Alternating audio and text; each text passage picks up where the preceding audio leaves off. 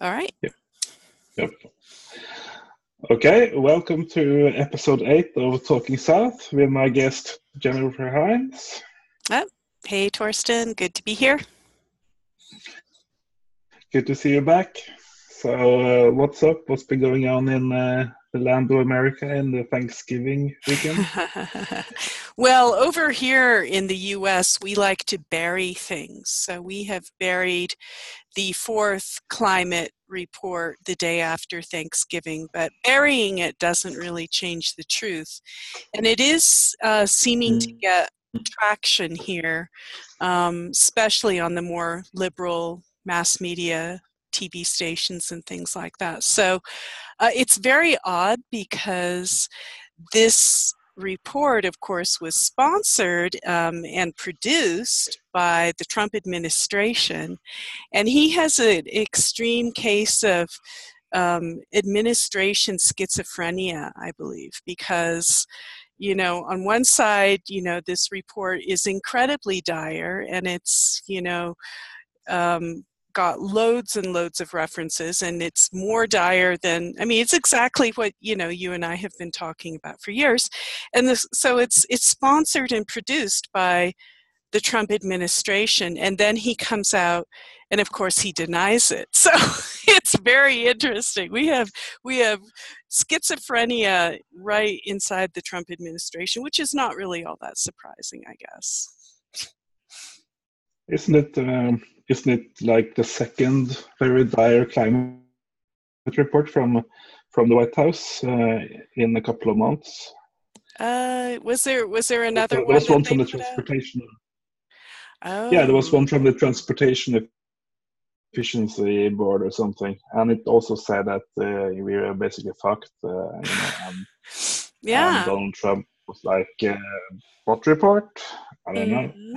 Yeah. So it's not So surprising, maybe that's but a lot of people are challenging him about his views on climate, and I find it very interesting that he's kind of an intuitive when it comes to this. So he has intuited that it's a hoax and that it's not really real, that climate change is not really being impacted by human activity. but maybe it's like the deep state. And if you remember from BBC, you had Hmm. the yes minister and yes prime minister. So you have the sort of the apparatus that is constant in the halls of the government. Then you have a new prime minister or a new president, and it's like only a shifting figure, and it's not really important who is holding the title, at the moment, because the apparatus and the establishment is doing their own thing anyway. So I don't know. Yes, indeed. So, Mm. so anyway, it does seem that since we talked last, I believe that was probably last month, a lot of things have been going on. My God, I feel like things have just gotten so intense and picked up so much, with because last time when we talked, I don't think that we were having the Paradise Fire and the Woolsey Fire and all these things. Was that going on? And also the rebellion in London, just Yeah, of taken off. course. Extinction Rebellion is taking off and they're shutting down major arteries and getting, their point across. Have you heard if it's being effective, or how are the people at large responding to Extinction Rebellion in London? Because clearly, when they do their demonstrations, it's going to snarl like all the major arteries. So you're getting a lot of attention. And I know there are a lot of arrests that Yeah, are taking place in Extinction Rebellion. They're getting arrested for their I think demonstration. here in Greenland it's like we have like one street with the street lights, and you have it's like if you want to stop some cars, you'd have to wait for 10, maybe 20 minutes before a car would get here. But anyway, because Greenland is a part of Denmark, in the Kingdom of Denmark, we have a Danish queen. So there's been some questions about when are you going to do something in Greenland, for the rebellion, and I'm asking myself the same question because I don't know any people up here who are in the rebellion, so I'm just gonna have to wait like a week or so and see what happens. Have a cup of coffee with the rebellion. I don't know. Why don't you go sit on your pet iceberg? Yeah. Or your pet Maybe glacier. us. Do you have a pet glacier? Yeah. I think my pet glacier here in Greenland would be the inland ice sheet thing, because it's like all over, and you almost only have the one big one and not the smaller ones. But I don't know. It's nice and quiet and not much rebellion going on up here anyway. But I know that Copenhagen and Stockholm is having things, and Aarhus in Denmark. So it's spreading pretty fast. It is. Well, I think Norway, of course. the awareness of the climate situation is becoming more commonplace. Like 5 or 6 years ago, you and I would have been like very much on the bleeding edge, right? I mean, who was talking about all these things, and you guys are alarmists and you guys are crazy and all this stuff. And now, I mean, it's actually permeating into the mass consciousness of a certain sort of aware group of people. That's not to say that Fox News is talking about these things, but of the certain sort of people, it's become part and parcel of the fabric of consciousness now. Yeah, and interesting thing about the media is that Norway has not covered it at all. It's only one tiny blog that's written about it in Norwegian, about the entire rebellion. And even in London, you got the BBC. They have like TV, BBC TV, different channels, and radio. And as far as I know, their website, the BBC website, is the only one that has ever mentioned Extinction Rebellion. So the way these things work is that they don't want to bother your old mother or grandmother watching TV. They are supposed to not know about it, Then they put it on the website for the young people, just to pretend they are not censoring this stuff, but they are censoring it, So, yeah, well, maybe. So that was my one clue. That was my first clue that the Extinction Rebellion was for real, but the BBC didn't cover it, because if they covered it, it would be sort of a wanted rebellion, a fake rebellion. There you go. There you go. Mm. So also, since last time we talked, we've hosted a pretty big video that's taken off on your channel, Going South. And it's Hothouse Earth trajectories of the Earth system in the Anthropocene. And in just a little bit over a week, it's garnered over 6,600 views. So it's gotten a lot of, it seems to be making the circuit. What would you say? Absolutely. My first experience when I uploaded it when I got it from you was that it was censored. Only in one country, only in New Zealand was the only country that where YouTube couldn't play Hothouse Earth. Maybe that's because of the political situation in New Zealand. I don't know.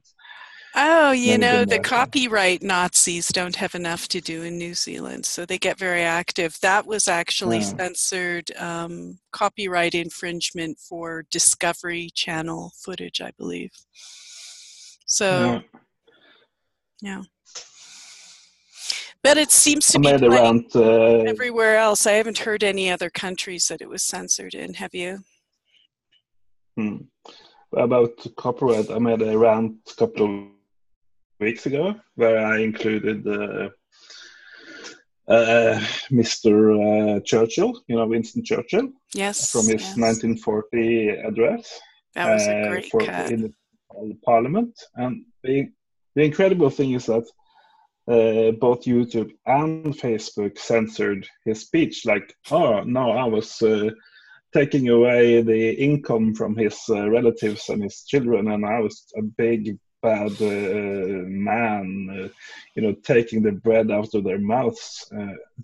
How can that be copyrighted? I mean, come on. He made a Yeah. public speech. He was the prime minister, paid for by the British people and everything, broadcast on BBC. And how can they still own the copyright? I can't understand. Exactly. And I mean, there's got to be some sort of statute of limitations for things like that. Yeah, Well, I mean, that was well over it's almost what, like we can go 60, through 70? That was 70 years ago that he gave that speech, over 70 years ago. 78 years ago. Oh, good Lord. 78 years. Get It's over it. almost like you can go through World War III and everything is turned to rubble, and it's still not legal to play Churchill's speech, on what everything we got after World War III. It's just perfect. It's just perfect. I mean, that's just the way things are right now. So. But you've been working on some other video project, haven't you? Yeah, I have. So I should kind of clarify a little bit. I'm working with Dougie the Abolitionist, and he is host of a show that plays in Atlanta, Georgia, live for 2 hours every Saturday afternoon in Atlanta, Georgia on WIGO, Voices of Dissent plays. And it's a damn good show. It's punchy, it's edgy, it's got great music, and they cover a lot of issues. It's primarily a Black channel, so they cover Black disenfranchisement, and they cover Black incarceration, over incarceration, and now they cover climate change. And it was actually the watching of the methane monster, which was recommended to Dougie by one of his friends. And it completely changed his reporting. So, now, yeah, I mean, now he's a huge climate change activist. And it was the Arctic methane monster's rapid rise that gave him that initial wake up. So, that's good because, that's what we want to do. We want to wake people up, and also people who are in places of influence, like people who have radio shows, that's pretty cool, So I was on his show last Saturday. I've been on his show several times, and we're taking a look at the new project that we're going to be working on. We're going to be doing a new video together. And I hope that I can make it as good as Hothouse Earth. I had a lot of footage help with Hothouse Earth that made it a little bit easier. But let's see, this new one is going to be how extreme weather is shrinking the planet. And it was an article that came out in the New Yorker by Bill McKibben. And so we've already mixed it. We've got some very good kind of, tension-filled mood music in the background, to kind of keep it interesting. And, now the next task is to try and get both stills and imagery to match the content. It's about 48 minutes long, so it'll be another, almost an hour video, but I don't know exactly when I'll get it done, so it's a lot of work to put together the video portion. It takes a long time. It's not quite as easy as doing the music mixing, No, just remember to just forget about Winston Churchill, because you're only looking for trouble if you include him. Yeah, no kidding. Even though I think his speech is quite good, because it's like he knows it's a huge battle, and it's going to last for many, many years. I think the speech is excellent, but and people are all the time talking about that we need a World War II effort, in order to turn our societies around and go into this huge battle. So, but the speech itself is not legal to use. I have to say something about I think about the Extinction Rebellion, because the way I work with these things is that I look at the whole picture and then I look at it from another angle and go all around the thing and do a lot of thinking about it. And it's kind of like that song, Smells Like Teen Spirit from Nirvana. You remember that? It smells like Teen Spirit. It's an old punk hit from the Stone Age, But it's like when you see the rebellion on the streets, it's like it looks very fresh and it looks very, very sort of up and coming and expanding and lots of youthful energy. Yeah. I think it's sort of good overall, but the only problem I have with it is that it's not going to stop runaway climate change. That's sort of my only well, there's that. So to me, it's the only it's the best non-successive thing you could do. It's like if you can't beat this thing anyway, the best way you can spend your time is like join the rebellion. But it's not going to solve anything. So No, I don't know. It won't have any effect probably, unless maybe at the very most optimistic, it could possibly soften the blow a little bit if the awareness spreads to everybody and we go to completely renewable. At least we wouldn't be putting as much carbon into the atmosphere. But that being said, you and I know too much, and we also know that even if we stop all the carbon dioxide emissions today, it's still gonna all just end up terrible, for a variety of different reasons. We could start, but that's like a whole huge conversation for another time. But yeah. But it's interesting to follow. And what I've been doing for the past week or so is that I've started making a compilation. First, I did a daily compilation of videos from Extinction Rebellion, and and I found that was too much work. So now I'm only making a weekly playlist instead of making a video. I'm just making a playlist for the rebellion clips that come online. And so that's another thing that you can, that subscribers on my channel can, on Going South, they can find every Tuesday or something. They can find the best video reporting about the rebellion in Europe and America in one playlist. Just make some coffee or popcorn or whatever and and go through the whole playlist for 1 week. Yeah. It sounds like gripping viewing. It is pretty cool. It actually is. I watched some of it, and it is very interesting because it is. This is history that we're watching.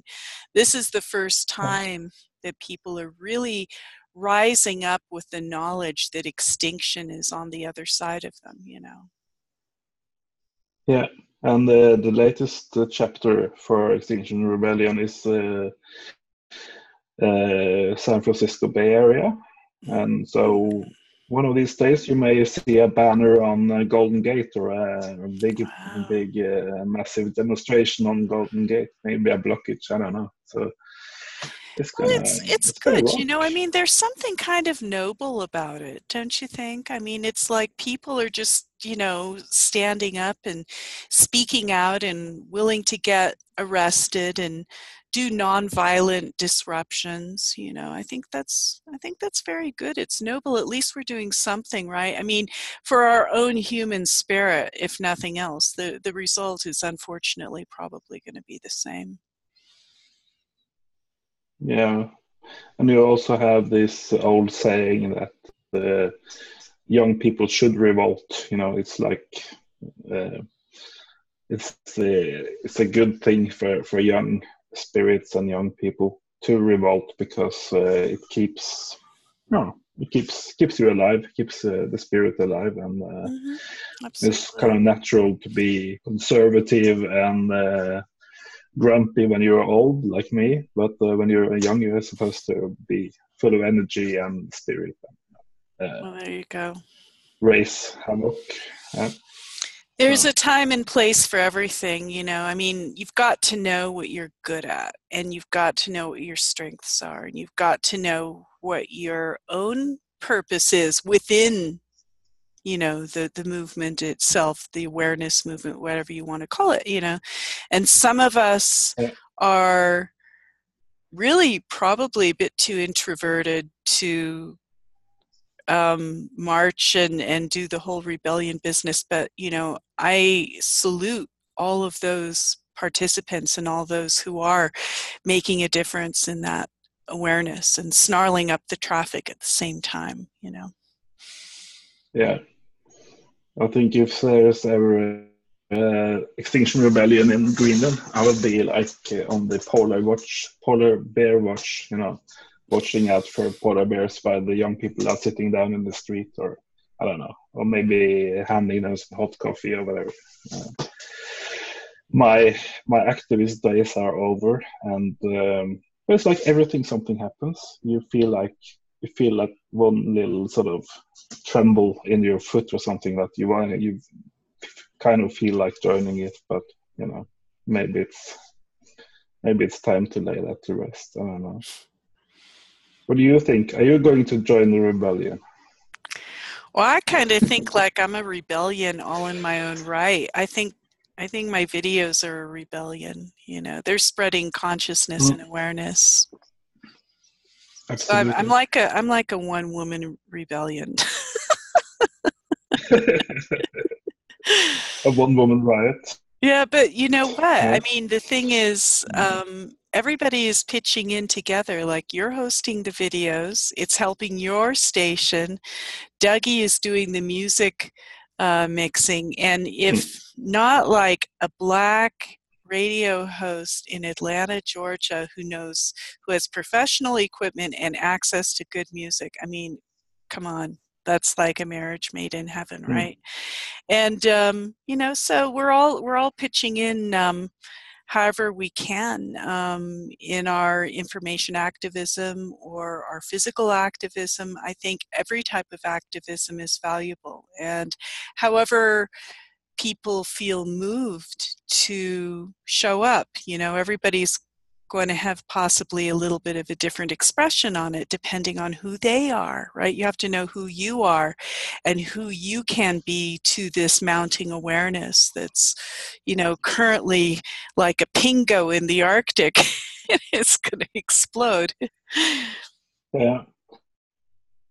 And that's kind of the interesting or most positive thing about it is that everybody shares the same Arctic. Everybody shares the same, you know, let's call it disaster area or a potential disaster.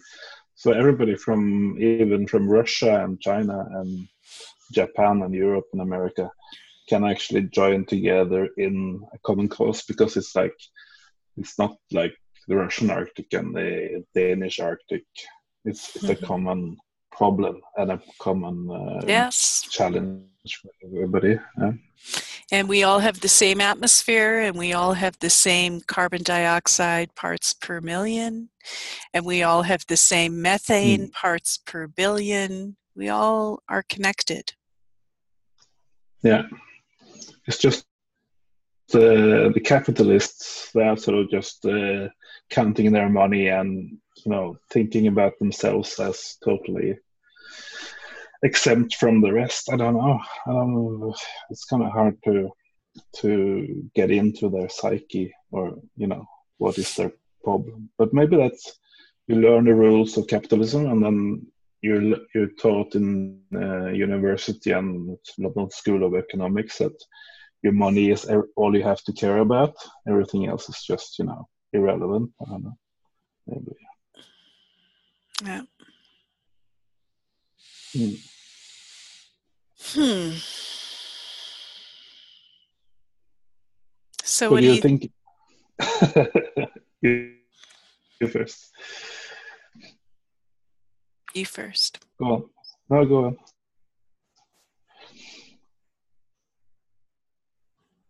I can be very stubborn. Well, I was just going to bring up the Arctic, since we all share the same Arctic. And, one of your areas is forecasting and trend analysis. So I was just wondering, what your prognosis is, now that we're heading into winter. Oh, yeah. It's kind of a mixed picture, because you have some indicators going like only the 14th lowest or something, and the other is to second lowest. But of course, the volume is the one that is second lowest. That's the one to pay attention to.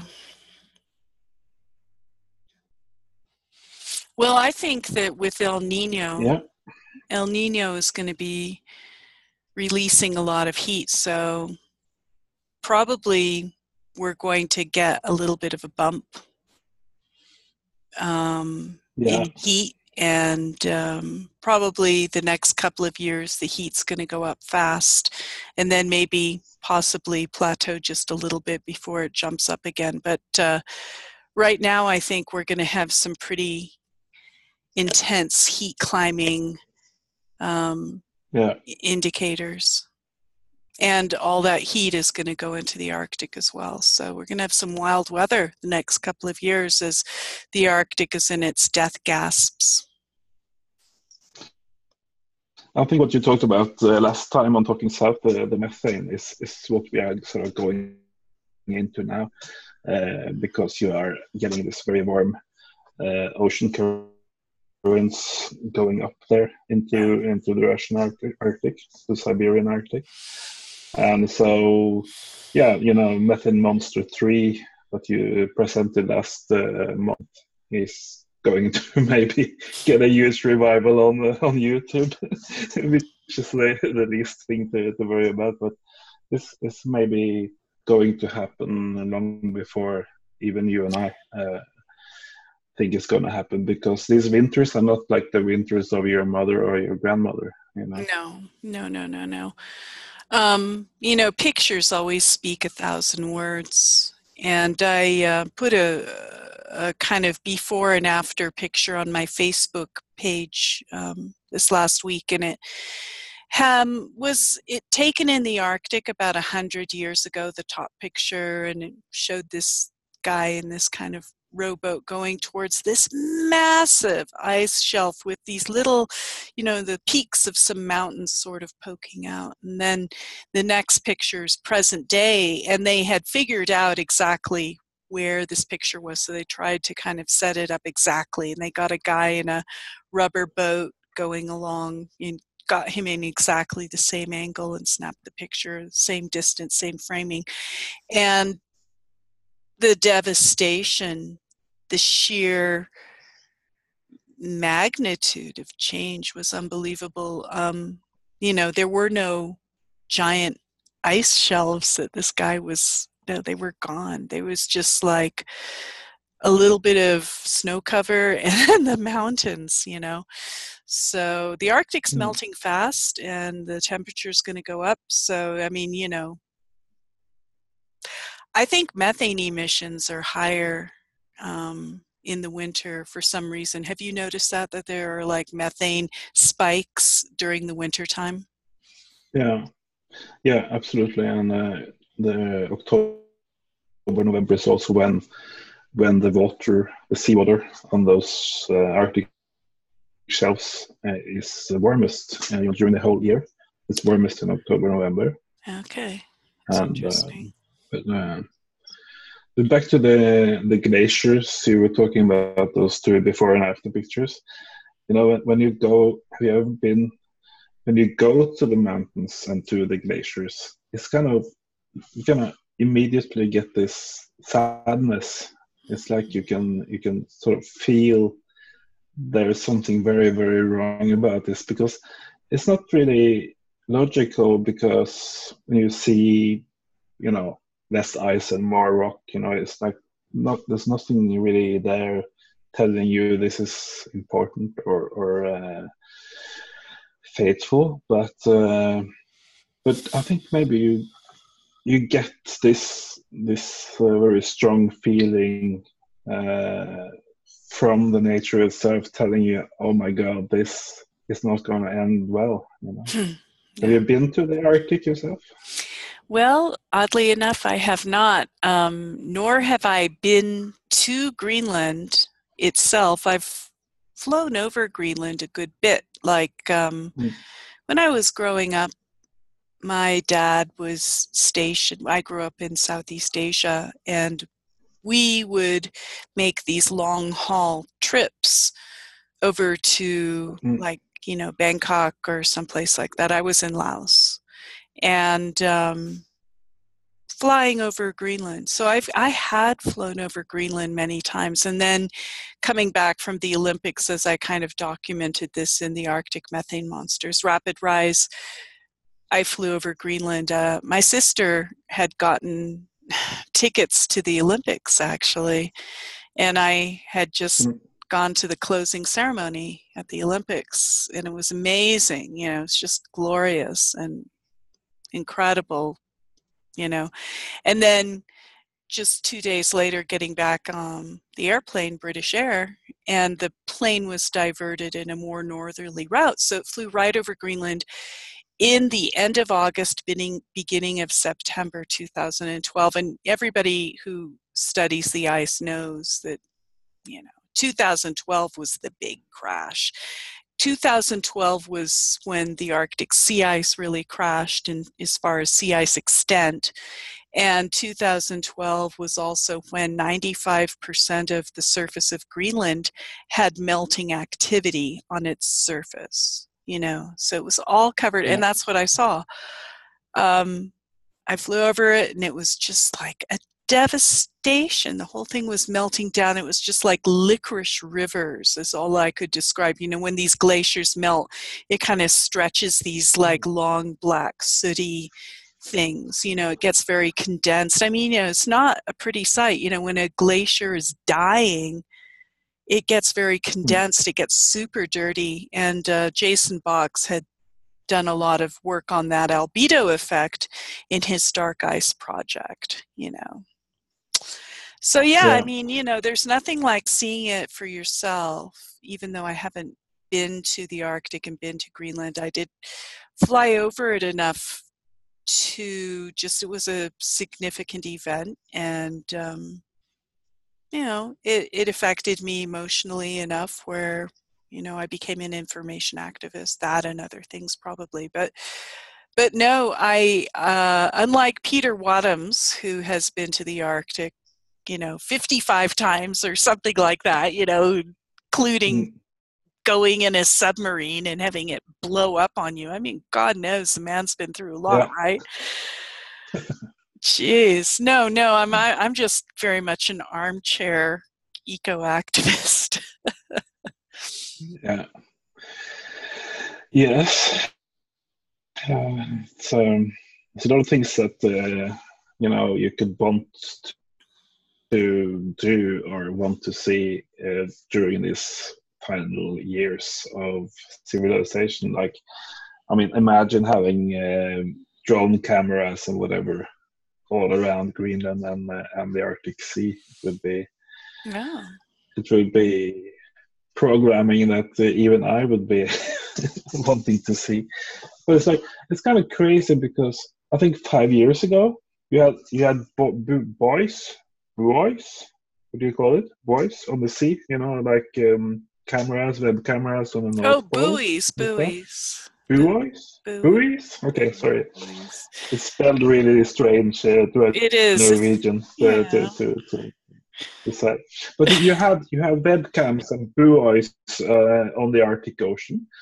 But for the past 5 years, it's like, oh no, we can't afford that. We can't afford a single webcam out on the ice. It's like crazy. Right, right. Well, they're losing data, and I don't necessarily think that it's malicious, but it's like things are breaking and they're not getting replaced. So, for example, methane stations.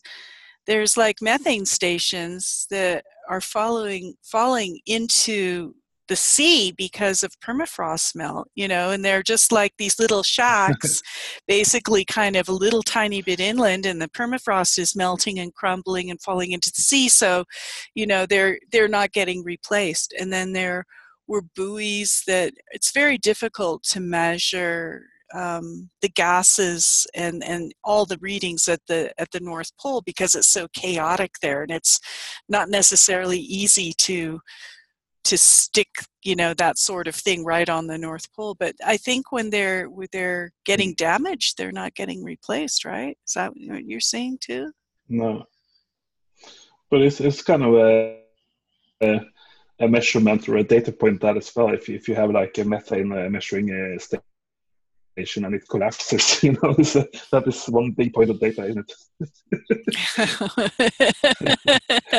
it? Data speaks louder than words. The absence.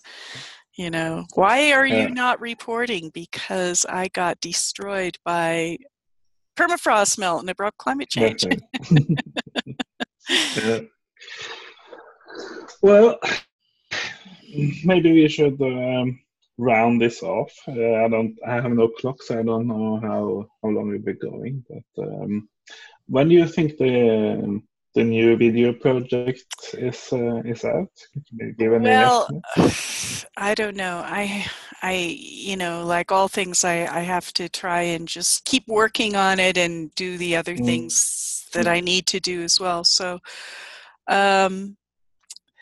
we have the soundtrack, and I've started to take notes, and I've actually reached out to one of our other eco activists, Jan, and he has a database called Open Intelligence, and it's you've seen this Open Intelligence database. So he's referred me to some certain articles, that kind of support the content of whatever is being talked about. But it's going to be good. I like having these professional recordings. This is also recorded by Autumn, AUDM podcast outfit, and they do an incredible job. So I hope they don't mind that we're crediting them, but I think that these videos have a lot of impact. I mean, clearly there's a need and there's a hunger for this type of documentary, which is really what we're making as documentaries, the abrupt climate change sort. Yeah. Is there any way it can be played on community TV or something? Have you tried that venue? I don't know. I haven't really made any forays in that direction, but it's professional enough, that if it wanted to play on the Hothouse Earth is an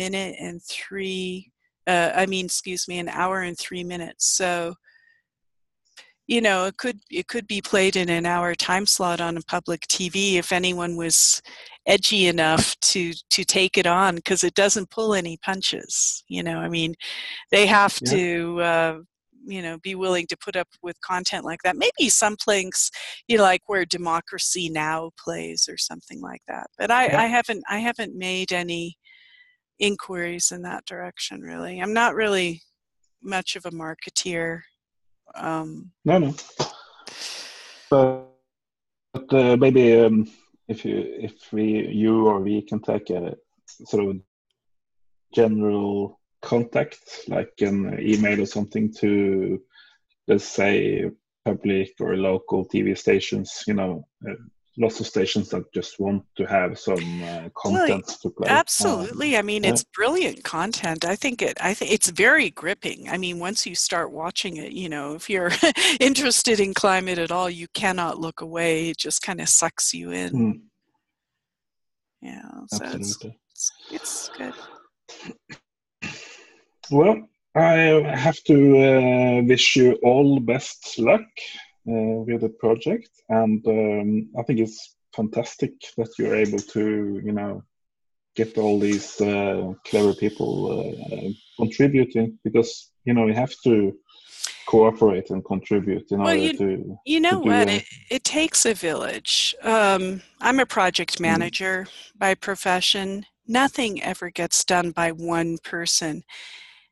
You might be more aware of one person than another, but it takes a village. It takes a massive amount of energy and contributions from the internet.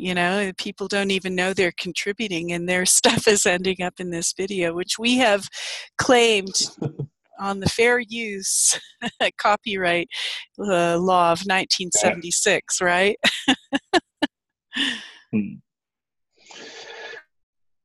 Yeah, fair use. That's my problem with Winston Churchill, is that I didn't use his speech fairly. I took the entire speech, and put it into a YouTube. But if I can always quote from it. But I think fair use is a very good. It's actually one of the best copyright laws in the world, the American Fair Use Clause, because it says that you can use it as part of something you are making, that you are commenting on it. And, yeah. I mean, just as long as you're not making any money from it, I think it's fair game. And what is going to end up happening, I bet, is that we're going to have much higher quality free content on venues like YouTube than there will be in a more paid arena, because we can use whatever footage we want due to the fair use clause. Fantastic. There's not much good you can say about America, but I really dig your fair use and your free speech, free speech regulations. Well, we'll see. There's a lot of bad things happening in this country. Yeah, we can't go into all the bad things about America in this little video. I thought we were going to keep two good things to half an hour. Yeah, two good things is free speech and fair use. That's excellent, I think. And the internet. We can't forget that America gave us the internet. That's right. We did do some good things there. Absolutely. Okay. Thank you very much, Jennifer, and I hope to see you back as soon as possible. Maybe after the next video is done. I don't know. Yeah, we'll have to see how long that's going to take me. I've got some plans, to kind of simplify it. My biggest problem is to take thousands and thousands of pieces of information and get them all shuffled into the right places. No, you go over there. You go over there. Well, it's been a pleasure, Torsten. Thanks for having me on again. That kind of sounds like my novel. The sketch for my novel is like, I want to do everything in one book, but you can't do that.